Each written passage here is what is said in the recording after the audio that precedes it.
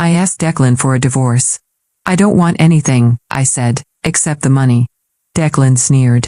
Not even your beloved son? No? Not even him. Because my child's 5th birthday wish had been, can Dad and Mom get a divorce?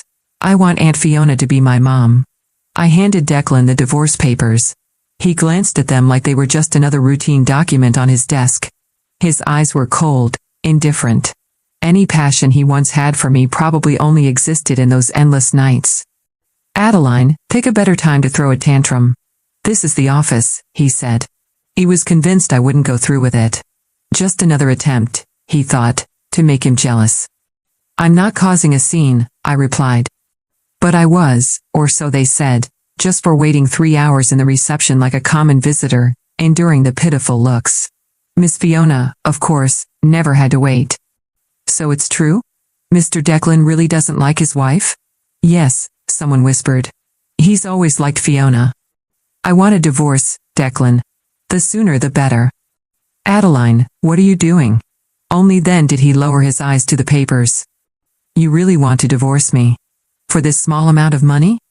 Yes. When I got pregnant accidentally, Declan offered that exact amount to make me disappear. But I didn't leave. Because I wasn't from this world.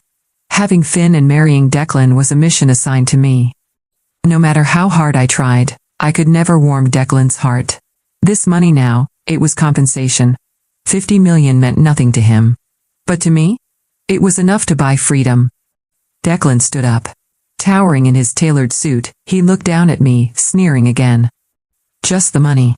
Not even your beloved son? I gave a faint smile. No. Not even him.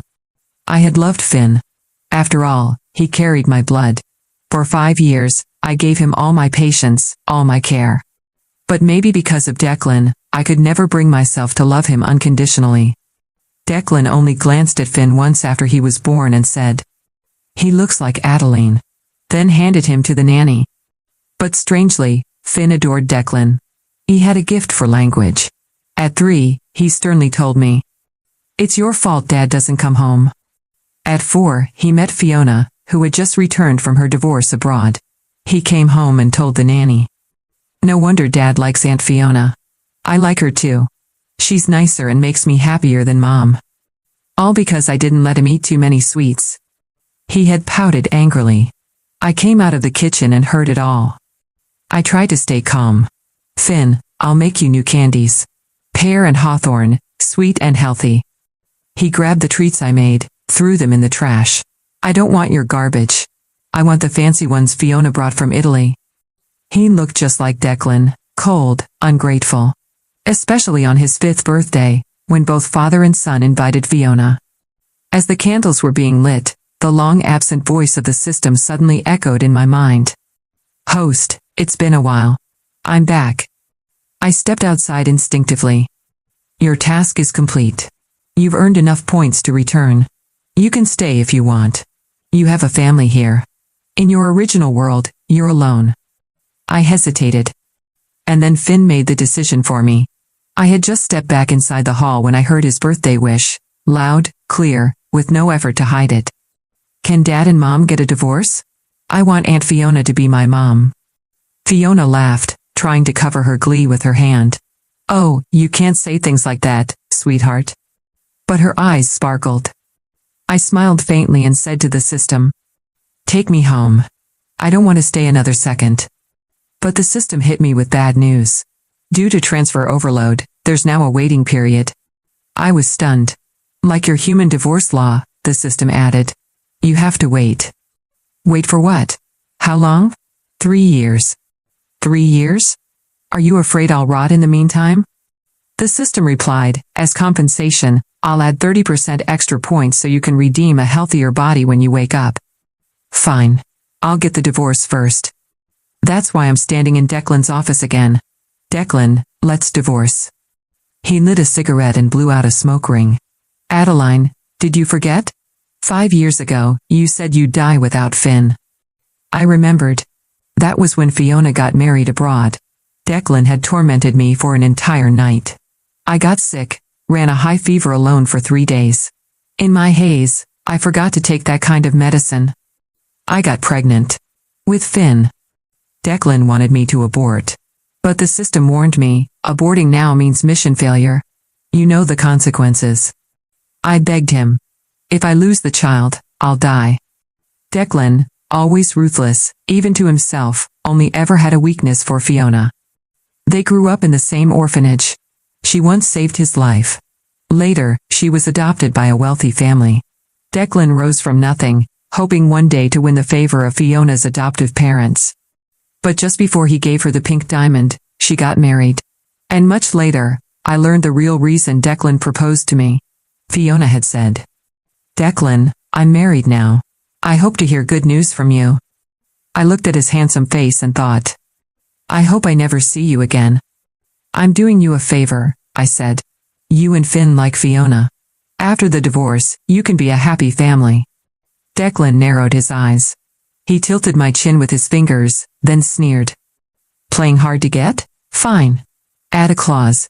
After the divorce, without my permission, you can never see Finn again. A threat. Once, that would have destroyed me. But I don't love anyone anymore. So I have no weakness. Fine, I said calmly.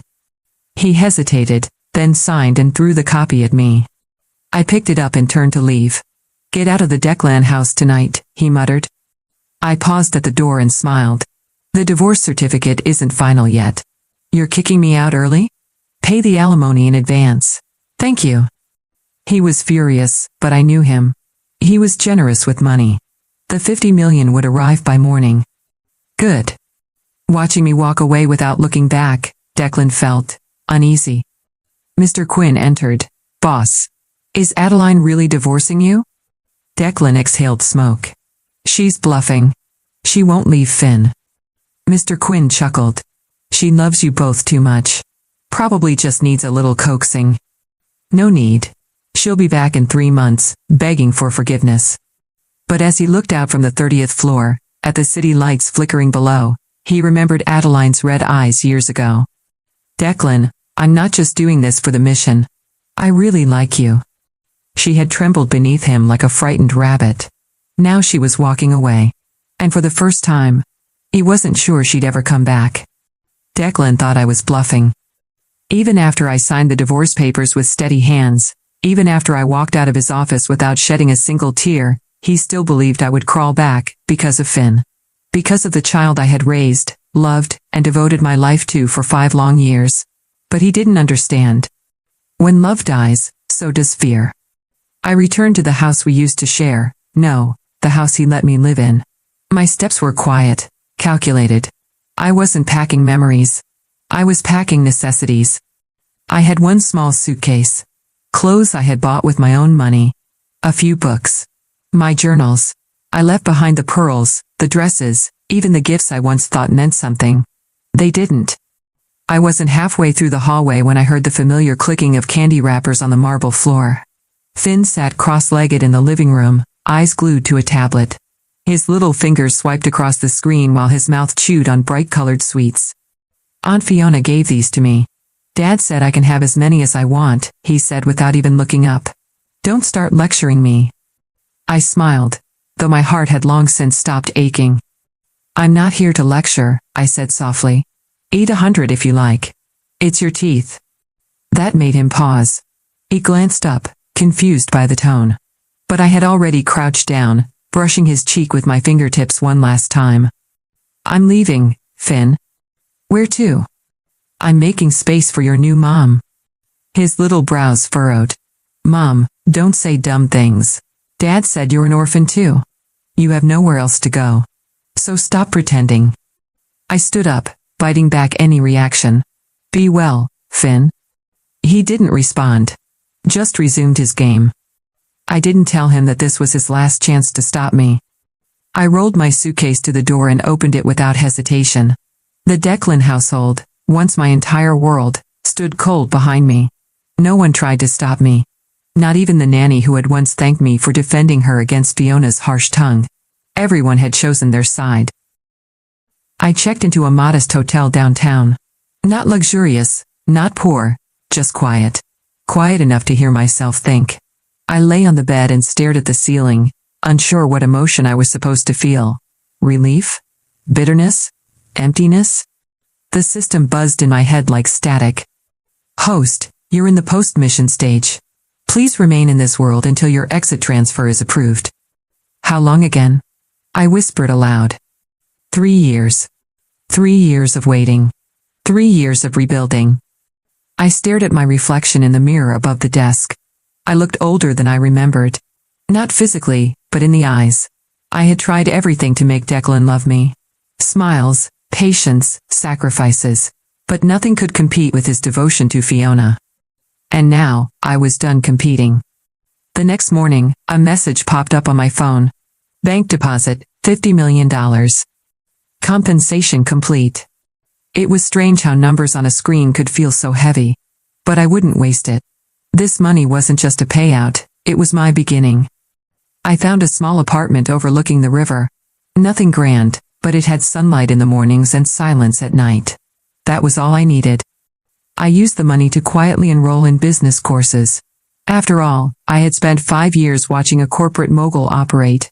Declan didn't realize he'd been giving me a silent education every time I sat through a board dinner or read over his shoulder. If I was going to exist here for 3 more years, I would do it on my terms. And maybe, just maybe, I'd become someone Declan could never touch again. Back at Declan's office, Quinn returned with a puzzled look. Sir, he said carefully, Mrs. Adeline's hotel check-in has been confirmed. She's not at the estate. And her personal account shows she's already moving funds. Declan looked up from his desk. So? I just thought she'd be back by now. Declan didn't answer. He tapped his pen on the table, then stood and walked to the window. From the 30th floor, he could see the entire skyline. But what he didn't see was Adeline's shadow anymore. She'll come back, he muttered. She left the boy, Quinn said. Declan's jaw clenched. She was bluffing, wasn't she? He had broken many women's hearts before, but they all came back, begging, crying, hoping. But Adeline hadn't cried. Not once. That was the most terrifying part. She looked free. I didn't look back as I stepped into the evening air, suitcase in one hand and silence clinging to my heels. The sky was turning lavender, just like the first day I arrived in this world. But this time, I wasn't walking into someone's life, I was walking out. No driver was arranged. No maid came to plead. I hailed a taxi myself, settled into the back seat, and whispered, anywhere but here. As the car rolled away from the imposing iron gates of the Declan estate, I felt something loosen inside me. Not quite relief. Not quite grief. Just space. Space where pain had lived too long. The taxi driver glanced at me through the rearview mirror. Bad breakup? He asked casually. Something like that. He nodded knowingly. Sometimes letting go is the only way to start again. I watched the lights pass, neon signs blinking over a city I had never explored, too busy playing the role of a wife, a mother, a ghost. I asked to be dropped off at the riverside. I wanted to feel the wind. The night was cool. I sat on a bench overlooking the dark water, my suitcase by my side. I didn't cry. There were no more tears left in me. Just questions. Who was I if not Declan's wife? Who was I if not Finn's mother? The system buzzed faintly in my mind, its presence always there, like a pulse under my skin. Host, you have 38 months remaining before the portal opens. I know, I murmured. I'm not going to waste it. The next day, I used part of the settlement money to rent a small, sunlit apartment on the east side of the city. It wasn't much, but it was mine. I filled the kitchen with food I liked, bought bedding in colors I actually enjoyed, and placed a small succulent near the window just because I wanted something living around me. I enrolled in a digital marketing course. If I had 3 years here, I would build something. Something just for me. Each morning, I set an alarm. I made coffee. I studied. I went for walks. No more waiting in hallways for Declan. No more listening to Fiona's name whispered like a prayer in my own home. But healing wasn't linear. Sometimes I dreamed of Finn calling me childish. Sometimes I remembered Declan's voice in the dark, low and cruel. Sometimes I almost texted him, out of habit, not hope. And every time I caught myself, I reminded myself of my goal. Live, quietly. Completely. 3 weeks later, I got a call from an unknown number. I almost didn't answer. But curiosity got the better of me. Hello? Silence. Then a voice I hadn't expected to hear so soon. Adeline, Declan. I didn't answer. I just wanted to know where you took Finn. My heart paused, then restarted with a strange rhythm. I didn't take him, I said flatly. He's with you. Declan hesitated. He said you disappeared without saying goodbye. I told him I was leaving. He didn't care. Another silence.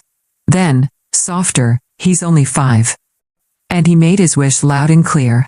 He wanted Fiona. Now he has her. Declan's voice hardened. Are you seriously blaming a child? No. I'm blaming the father who let him treat me like a maid. I never. You did, I said, cutting him off. You let him ignore me. You never corrected him. You laughed when he mocked me. You invited Fiona to his birthday and let him humiliate me in front of everyone. He didn't speak. You always thought I'd stay, I whispered. That I'd endure anything for love. But I'm done being your placeholder. Then I hung up. I stood still in my little apartment, letting the silence settle again. That was the first time I realized Declan wasn't calling to bring me back. He was calling because, for the first time, I wasn't waiting for him. And that scared him. Later that night, I sat by my laptop and opened a blank document. At the top, I typed one word: blueprint. If I had 3 years left in this world, I would build something so unshakable, even Declan would remember me, not as a shadow, but as the storm that passed through his life, quietly, and never returned. My days began to take on a rhythm. Not the rhythm of servitude or waiting, but of becoming. Each morning, I woke before the sun, brewed my own coffee, and reviewed the previous day's study notes. I wasn't doing it to impress anyone. There was no Declan watching. No Finn needing help with homework. No Fiona's shadow at the edge of the room. Just me. The digital marketing course I enrolled in turned out to be more than I expected. I was good at it. Better than I realized. Strategy came naturally. Presentation design. Market research, optimization. I had spent 5 years in the background of corporate meetings, quietly observing.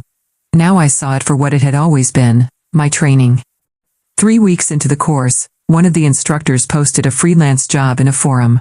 A local eco-beauty brand needed someone to run their online launch campaign. I applied on a whim. I didn't even include a resume, just a proposal and a 5-slide pitch deck I made overnight. They called me the next day. We've hired marketing agencies before, said the brand manager, a woman named Mara. But your deck was sharp, personal, clean. Are you available to start Monday? Yes, I said, my voice calm. She didn't know she was giving me my first chance. And I didn't tell her that I used to serve coffee in boardrooms while men like Declan presented less compelling strategies. I just thanked her and got to work. Declan, meanwhile, was unraveling. He didn't show it publicly, he never would. But Fiona noticed. You've been distracted, she said one evening as they dined together. Still thinking about her? Declan didn't answer. He sipped his wine slowly. The restaurant lights gleamed off the rim of the glass. I don't get it, Fiona pressed, adjusting the diamond bracelet on her wrist. You used to say she was dull, soft, boring. Declan stared at the condensation dripping down the wine bottle. She left, he said. So. She left without begging. That silence between them was heavier than any argument. Declan, Fiona said more gently, you were always chasing. Even when we were kids in the orphanage. Maybe you're not upset she left. Maybe you're upset you didn't get to leave first. He glanced at her, startled. She smiled, but her eyes were sharp. Adeline was never a threat to me, Declan. She was just background. But now, you're staring at the door she walked through like you weren't the one who opened it. Declan didn't reply. Because she was right. I built my portfolio slowly. One brand turned into 2. A friend of Mara's called. Then another referral. By the 2nd month, I had clients on retainer. I filed for a business license under the name Aster and Ember Digital, named after 2 things that survive harsh conditions and still burn bright. I built a simple website, added testimonials, and rented a co-working desk downtown. No one there knew me as Declan's ex-wife. I wasn't someone's mother. I was Adeline, the founder. One afternoon, I passed a mirror on the way to the break room and stopped. I looked different. Not younger. Not more beautiful. Just alive. No one had called me Adeline Declan in weeks. And I didn't miss it. Then, one evening, my phone rang. The number was familiar. Not Declan's. Finn's school. I hesitated before answering. Hello? Miss Adeline, I know this may be awkward, said the vice principal, but Finn insisted we call you. He had a bit of a conflict during dismissal today. My breath caught. Is he okay? Yes, he's fine, she assured me. Just a bit. Emotionally charged. There was a small altercation with another student, and when asked who he wanted us to call, he refused to give us Mr. Declan's number. He said, only my mom can fix this. I was silent. Should we notify Mr. Declan? She asked. I paused, then said, no. I'll come. When I arrived at the school, Finn sat alone on a bench outside the office, kicking his feet. He looked up and froze when he saw me. You really came, he whispered. I said I was leaving, not vanishing, I replied gently. His eyes filled with something, pride, confusion, regret. He didn't say sorry. But he didn't need to. I sat beside him. He leaned into me without a word.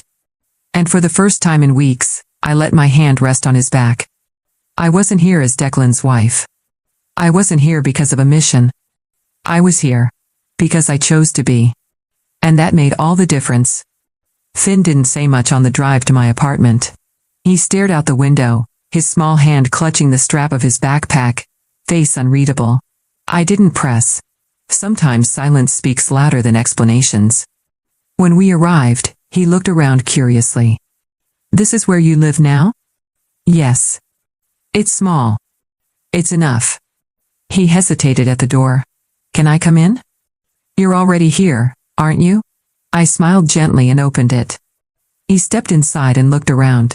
No servants. No sprawling staircase. No expensive chandeliers.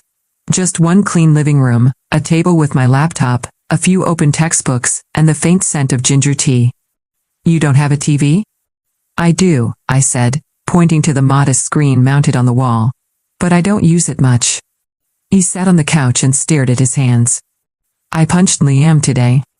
I sat beside him. Why? He said I don't have a mom anymore. That Aunt Fiona is my new one. He said, you abandoned me. I swallowed. And what do you believe, Finn? He was quiet for a long time. Then he whispered, I don't know. I didn't blame him. 5-year-olds shouldn't have to question loyalty, but he'd been taught early that love was conditional. That presence meant possession. That absence meant indifference. You said you didn't want me. I said I didn't want to stay where I wasn't wanted. Dad said you left me for money. I sighed. Did he also say I raised you alone for 5 years while he worked late and brought Fiona to dinner? Finn looked up sharply. You're mad. No, I said softly. I'm tired. He looked at the cup of tea on the table. Can I have one? Only if you promise not to toss it in the trash. He flushed and nodded. I made him a cup. Not too hot. With a bit of honey. He sipped it in silence. Then, as if unsure of his own voice, he asked, Can I sleep here tonight? Just tonight, I said. He nodded, and I brought out spare pajamas, still folded from the day I moved in. I had prepared, even if I told myself not to. That night, I tucked him into the small second bed I'd set up in the corner of the room. Mom, yes? I didn't mean it. When I said I wouldn't miss you. I sat by the edge of the bed and brushed his hair back from his forehead. I know. He closed his eyes. Your place smells like candy pears.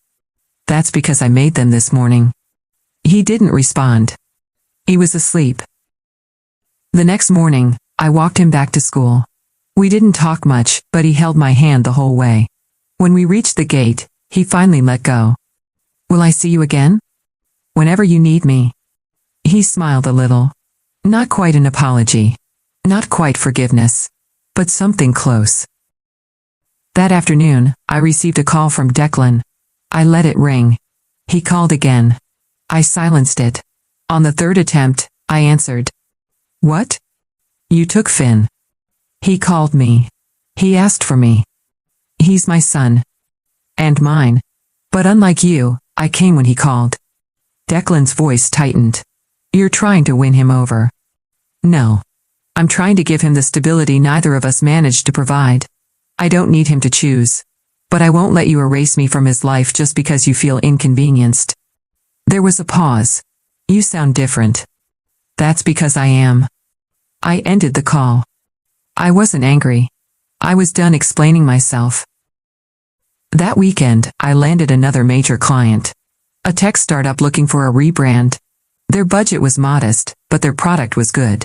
I accepted the offer, scheduled the project timeline, and didn't once second-guess myself. On Sunday night, Mara messaged me. We're hosting a networking dinner next Friday. Come. You deserve the spotlight. I stared at the screen. Me? Deserve the spotlight? It was strange. How something so simple could feel so new. I typed back, I'll be there. Then I opened my closet and looked at the handful of clothes I had. None of them screamed confidence. None of them felt like her, the woman I was becoming. So the next morning, I bought a deep green dress. It wasn't flashy. But it hugged my frame, lifted my chin, and told the world I am not invisible anymore. Not someone's wife. Not someone's mother. Just Adeline. And for the first time, that felt like enough. The night of the networking dinner arrived faster than expected. I stood in front of the mirror, adjusting the emerald green dress I had chosen carefully. It wasn't the most expensive one in the store.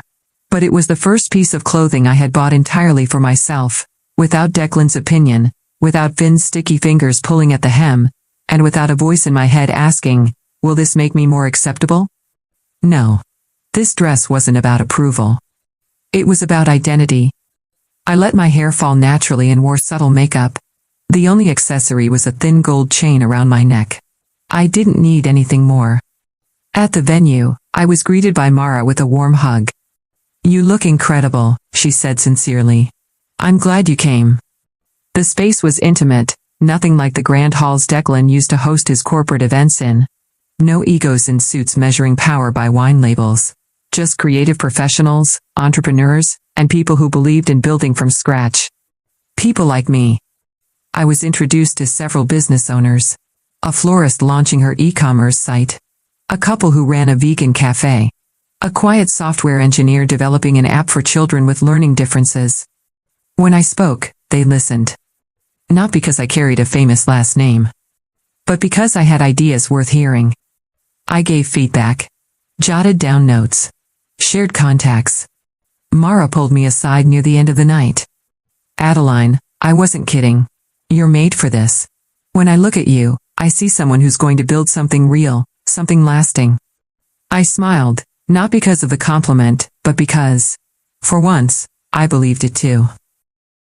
Meanwhile, across the city, Declan sat in his penthouse study, staring at a full glass of whiskey he hadn't touched. Fiona stood in the doorway. You're not coming to bed? He didn't answer. She walked in slowly. Still thinking about her? Declan's jaw tightened. She's at some event tonight. Business thing. Mara something. You had someone follow her? Fiona's eyes narrowed. I had Quinn check her schedule. Fiona scoffed. She's not your wife anymore, Declan. She's still Finn's mother. She's more than that now, Fiona said, almost with a smirk. You just didn't see it when you had her.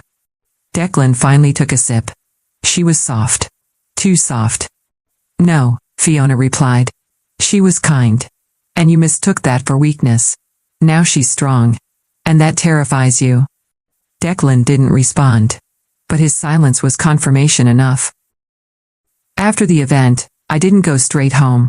I walked along the riverbank instead, heels in hand, the pavement cool beneath my feet. The city lights shimmered on the water's surface, and for the first time in years, I felt aligned with the world around me. Not ahead. Not behind. Just present. My phone buzzed. A message. From an unknown number. You looked beautiful tonight. I stared at the screen. Another buzz. I saw the photo Mara posted. I shouldn't have looked. But I did.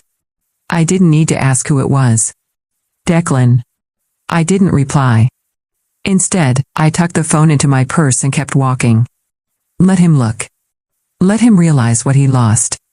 Let him see the woman who no longer begged, no longer waited, and no longer bled for his cold affection.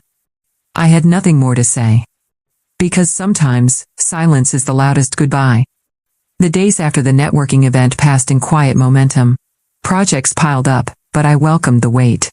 Work grounded me, kept my mind away from wondering if Declan would reach out again. He didn't. Not directly. But small signs reminded me I still lived in the same world as him.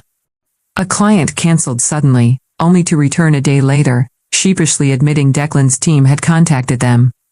One of my invoices got delayed by a bank that previously had no issue with processing. A flower delivery appeared at my office, white lilies with no card. I threw them out without hesitation. Fiona's signature scent was on the wrapping paper.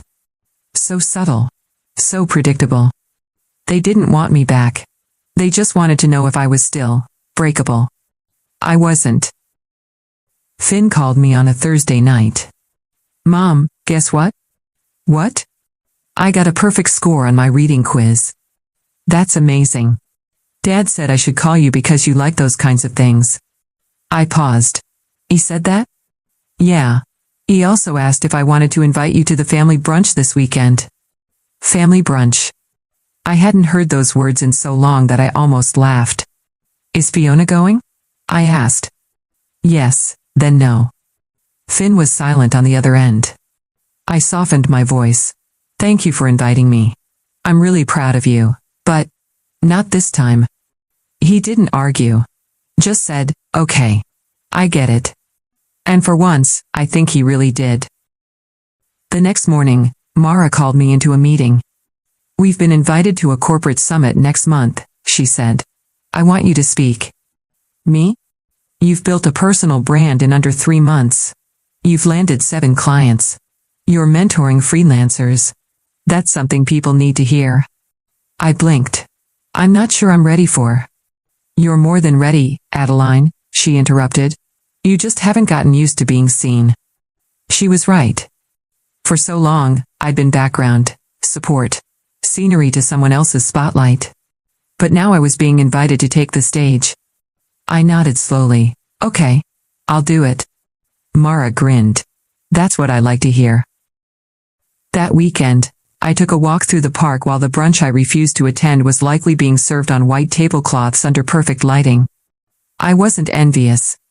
I was free. But fate has a way of testing conviction. As I turned a corner by the lake, I saw a familiar figure sitting alone on a bench. Declan. No Fiona. No security. Just him.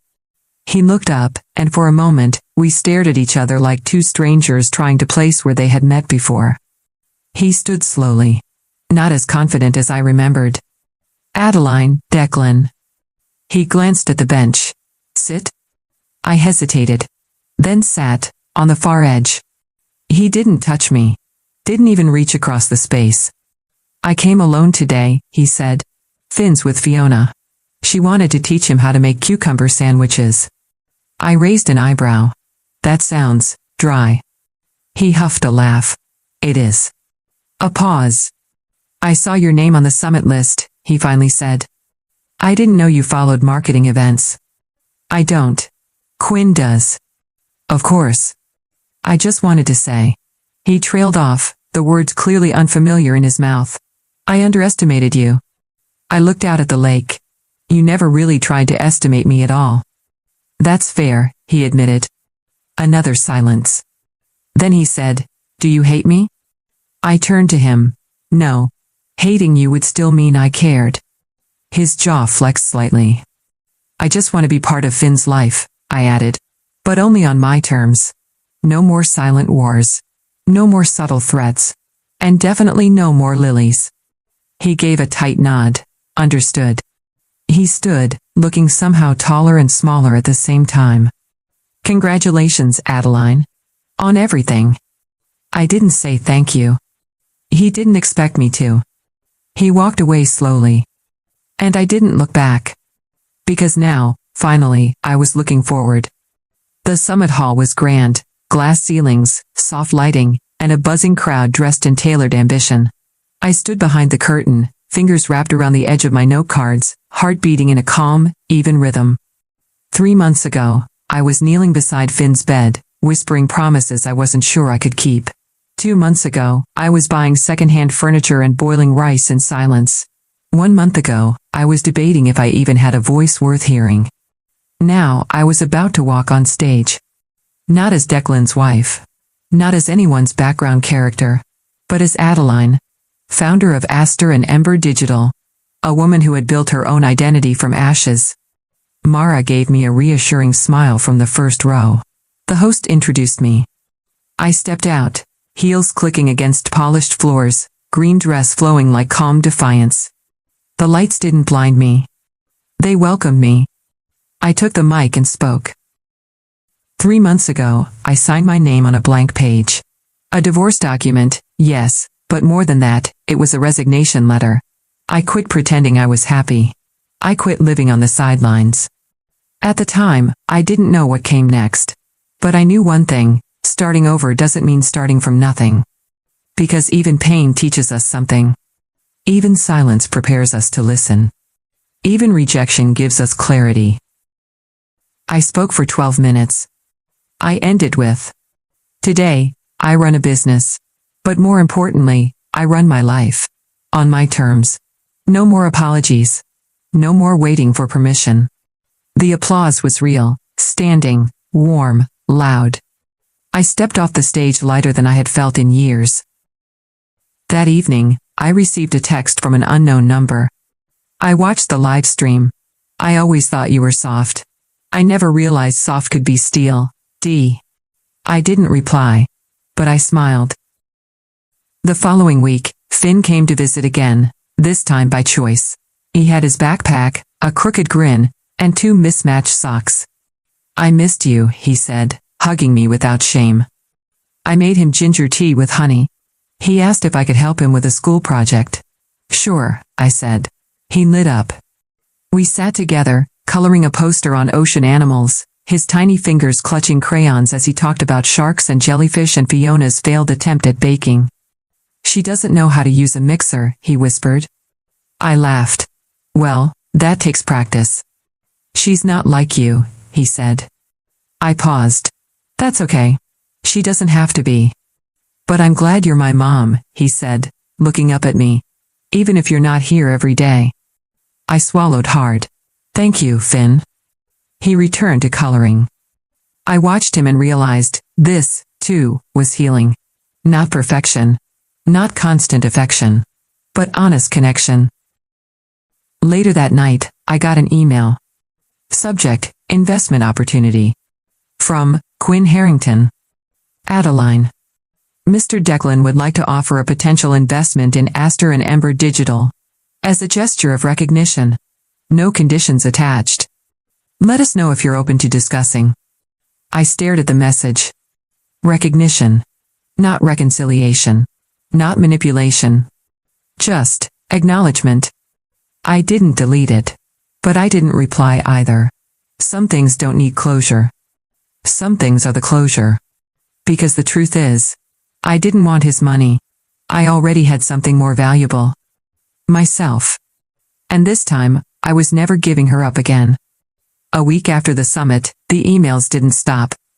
Not from Declan. From everywhere else. Startups, nonprofits, influencers, women-owned brands. All reaching out after seeing the talk. All wanting me to help build them. It felt surreal. Not because I didn't think I could do it. But because now, finally, they believed it too. I moved into a larger office. Nothing fancy, but filled with sunlight and whiteboards covered in ideas. I hired a part-time assistant named Kira, who wore glasses too big for her face and always brought muffins. "You're really calm for someone who built a company in under a quarter," she told me one day. I smiled. I've already been through worse. Because once you've survived silence in a mansion, success in a studio feels like music. Finn began staying over more frequently, sometimes for the weekend. He asked fewer questions now. Stop comparing me to Fiona. We planted a lemon tree on my balcony. It was his idea. Because lemon trees are strong, he said. And they make stuff that tastes better than it starts. It was the most poetic thing I'd ever heard him say. One Saturday afternoon, as we painted pots for the tree, Finn glanced at me and asked, "Do you love Dad?" The question didn't sting like it once might have. I thought about it, then answered honestly. I don't hate him. Finn nodded slowly, as if that was enough. And maybe, for a 5-year-old, it was. Then he asked, "Do you love yourself now?" I looked at him, my heart folding at the edges. "Yes," I said. He smiled. "Cool. I think I do too." Meanwhile, in a high-rise office across the city, Declan sat at the head of a boardroom table, but his mind was elsewhere. Quinn noticed. "She's doing well," he said cautiously. Declan didn't respond. She built something strong. With no help. Still nothing. Then finally, Declan muttered, "I thought she'd break." Quinn looked at him. "She did. You just weren't there to see it. And when she put herself back together, you weren't needed anymore." Declan's fist clenched. "She never really wanted money, you know," Quinn added. "She wanted to be seen. You only saw her when she left." Declan stared out the window. That was the thing about some storms. By the time you notice they're gone, they've already cleared a path for someone else to grow. The night before the biggest client pitch of my career, I stood in front of the mirror, wearing a navy blazer and confidence like a second skin. Finn sat on the couch, building Legos. "Are you nervous?" he asked. "A little." "You shouldn't be. You're like the boss of everything." I laughed. "Not everything. Just the things that matter to me." He tilted his head. "Do I matter to you?" I turned and walked over, kneeling in front of him. "You were the first thing that ever mattered." He hugged me tight. And just like that, every scar earned its place. That night, I dreamed I was standing in the Declan estate again. The halls were quiet. The lights dim. And Fiona stood at the door holding a suitcase. "I thought you left," she said. "I did," I replied. "Then why are you back?" "I'm not," I said. "This is just memory." I turned to leave again. And when I looked back, the house had vanished. All that was left was the road ahead. And I kept walking. The day of the biggest pitch of my career began not with anxiety, but stillness. I woke before the sun, brewed my coffee, and stood barefoot on the balcony beside the lemon tree Finn and I had planted. The city buzzed below me, but I wasn't part of the noise. I was the silence that moved it. The client was a major name in sustainability tech, bigger than any I'd handled before. Their boardroom overlooked half the city, but when I walked in, I didn't feel small. I felt inevitable. I presented for 20 minutes, clear, measured, confident. When I finished, one of the partners leaned forward and said, "We expected a team of 5. You came alone." I smiled. "I'm never alone. I carry every lesson I had to survive to get here." They nodded. They signed. A 6-month contract. 7 figures. When I stepped outside, my phone buzzed.